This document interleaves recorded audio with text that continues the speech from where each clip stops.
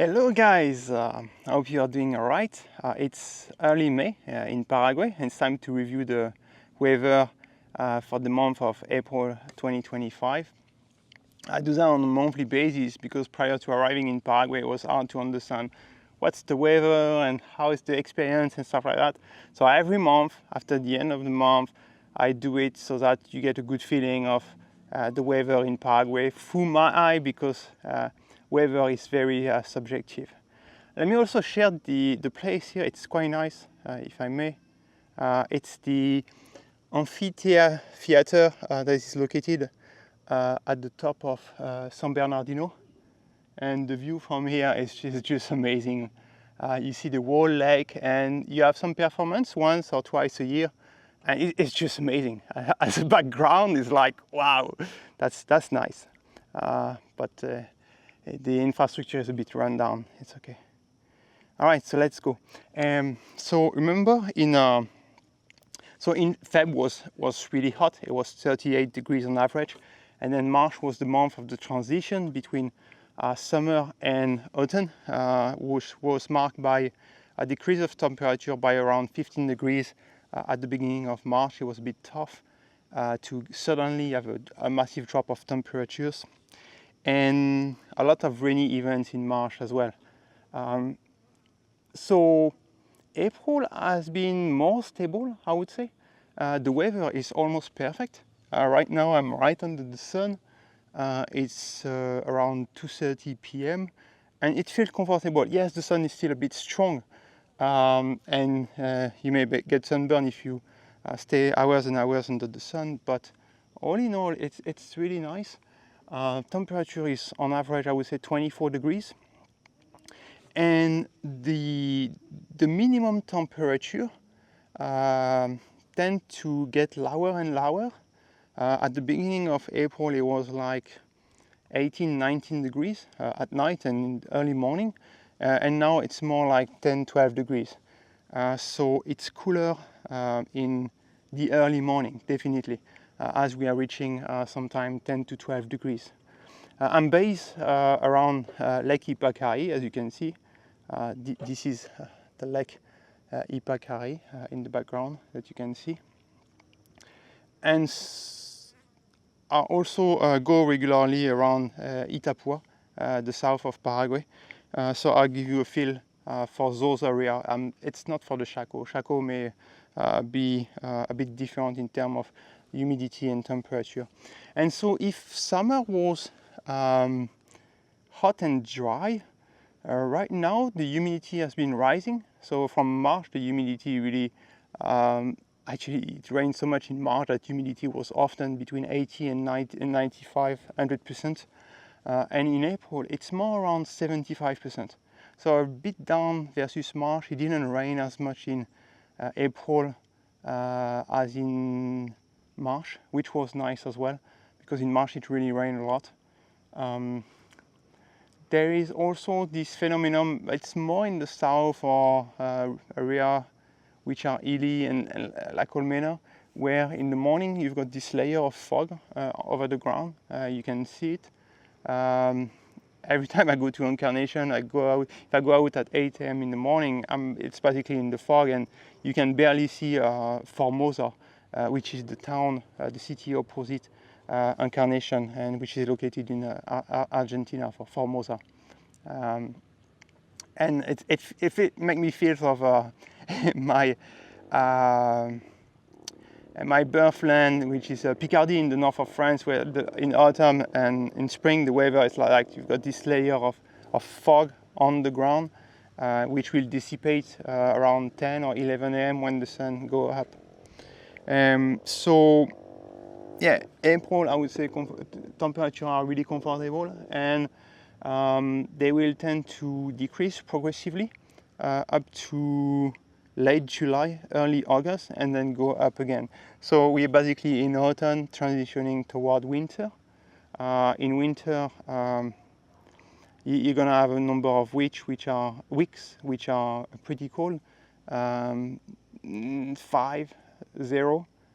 in early morning, and this is something you want to factor in if you are going into some rental or things like that. Make sure that you've got proper insulation, you've got air conditioners that are reversible, that produce heat, or you've got a fireplace, otherwise you may be a bit cold.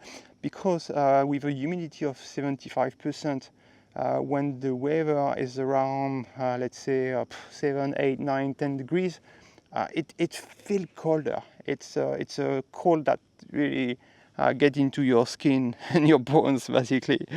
Especially for those of you who may have a problem like arthritis and things like that. Problem when the weather gets more humid, you're gonna feel it definitely. Right now, it's a typical day of April. Let me show it to you so that you actually get a good feel of it. So you see, you've got, it's not pure blue sky like we've got in summer. Summer, it's basically pure blue sky almost every single day. Now it's not, there's an overcast. You can see clouds formation. They can be there all day long. There'll be less cloud usually in the morning, more in the afternoon.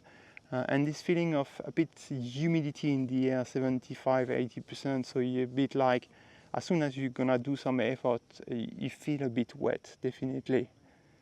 What else? Let me see. In terms of wind, it's not particularly windy. So I think it's totally okay. There's always this little wind in the air, so it's comfortable. In terms of insect, you see me doing this. So I would say, I think there's more insect now because the humidity has been rising. The temperature gets comfortable around 20-25 degrees. There's quite a bunch of mosquitoes. So when I go in the south in Itapura, I'm literally assaulted by insects all around me, especially these very little flies. And it's funny because locals don't experience that. They seem to avoid or they don't come on local people, but if you are a foreigner, I don't know, maybe it's just hormonal or your skin or whatsoever, you attract a lot of insects. And that's funny when we discuss with local, there's really nothing on him, and I can have a lot of small flies or even the very small bee on yourself. It's a little bit annoying, but so what? Something to mention, I think last year I did a video about the fires because from mid-June to late October, early November, there was massive fires. There was massive fires in the region, the larger region, so especially in Bolivia, and the air quality was actually very bad. You had this, you don't have it today actually. If you look here, you can actually see pretty far. But if you look at many of my drone video, you see fires at some place. Let me show you one example. So here was Paraguay 2 to 3 days ago, and you can see in the background there's a massive fire, which is literally huge. I suspect it could be at the border, close to the border with Argentina or even on Argentina side. When you do live in the proximity of fire events, it is a nightmare. You can feel it in the air and things like that. So we'll see what it is this year, but if it's like last year, that's 3.5 months to 4 months of this white layer in the air, and you can feel the burn actually. It's very unpleasant. And last year was mostly driven by the fire in Bolivia and the wind pushing all this south to Paraguay. Let me look at my phone, make sure I'm not forgetting anything. Daylight available also. So we are around 11 hours of daylight, and this will decrease until mid-July, and then the daylight will increase again.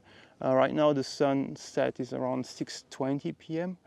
And I guess it goes down to 5:30, which is in line with what you experience in north of France, Belgium, some part of Germany as well. So a shorter day during our winter, which is the equivalent of your summertime in the northern hemisphere.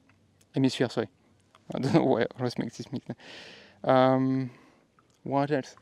I did saw 1 or 2 chemtrails. I was a bit surprised, but happens from time to time. It's for me, it's still related to the weather, so I mentioned it to you.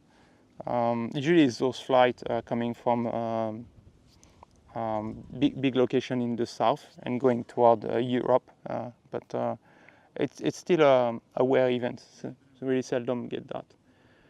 So all in all, the weather is very comfortable. If you come and you arrive in Paraguay during this time, it's also an opportunity to get things done because summertime is much harder. Think about construction, getting things done right now. Yes, there's a number of rainy events, but it's not as bad as working under 38 degrees or very high temperature, where your energy level it's much lower usually. Things like that. I think that's all. Feel free to ask whatever question you have in regard to the weather. Once I'm done with 12 sessions, so 12 months, basically I'll just put everything in the AI and do a sum up automatically. You can do the same as well. If you don't want to watch all the video, just copy the transcript, put it in the AI like GPT and ask for a summary of everything, and you don't need to watch all the videos. That's the way to get faster. Cheers.